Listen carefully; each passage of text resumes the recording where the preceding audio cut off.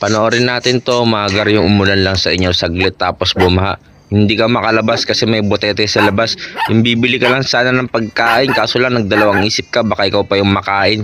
Panoorin natin to, magar, grabe ang sarap kumain dito. Soup number 5, lalagyan nila ng chili oil. Ang dami nito, pampalasa. Tapos meron pa, lalagyan nila ng seasoning para talagang paldo-paldo yung lasa nito. Grabe, sarap kumain dito.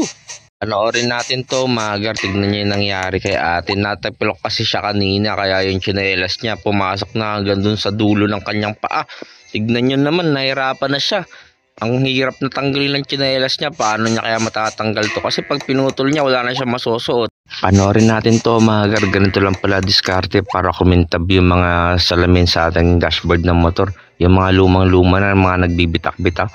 Nilagyan lang ni kuya ng langis. Tapos ito, pinunasan niya na. Tignan niyo yung kalalabasan. Napakakintab nito. Ang ganda tingnan.